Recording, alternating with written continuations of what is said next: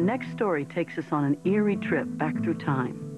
The scene is a grand old theater in Memphis, Tennessee. The leading lady is a mischievous young girl who sets 2,000-pound chandeliers in motion. She's dressed in white and always sits in the same seat, and she's been dead for 80 years.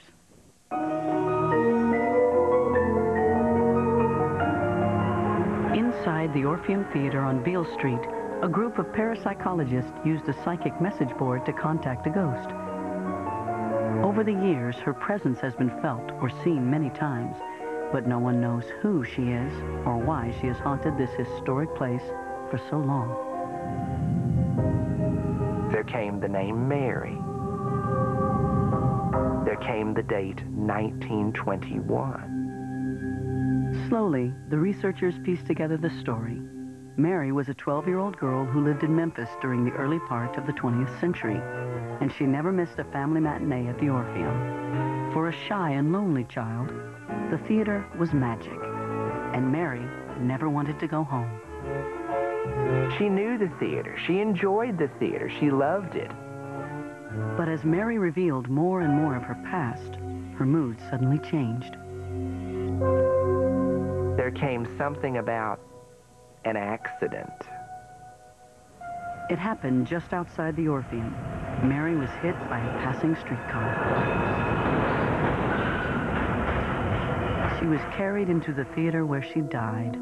Little Mary's body was laid to rest, but her wandering spirit roamed free. She didn't know where to go or what to do. So she went back to the Orpheum Theater, a place that she knew.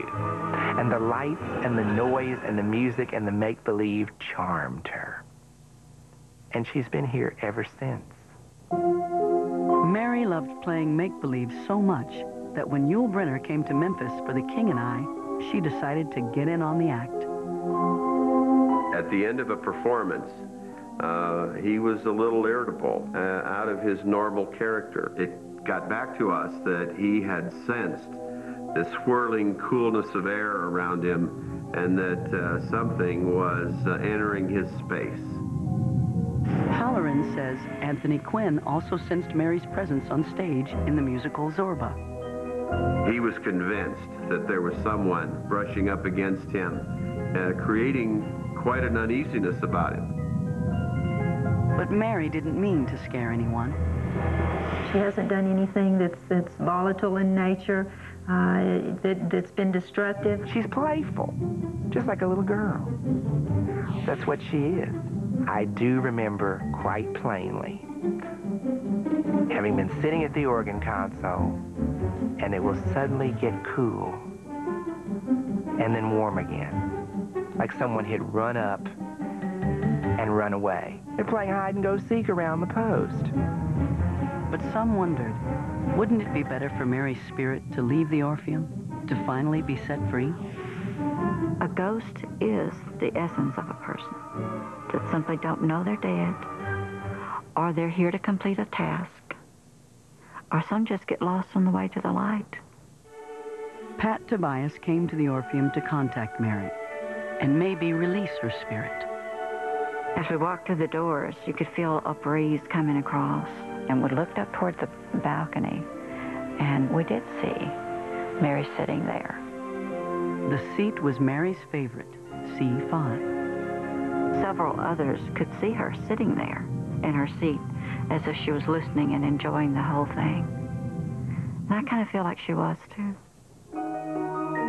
Pat realized that Mary wasn't a little lost girl who needed to find her way home. She was already home. If you look up just at the right time, you can catch Mary sitting in her seat, looking down on you and the theater and all that's going on. And there's a smile. There's not a crying or frown. There's a big smile. She likes it here, with the noise and the music and the make-believe and everything that goes on here. She's comfortable here. She's happy. Next, 2 lives are shattered.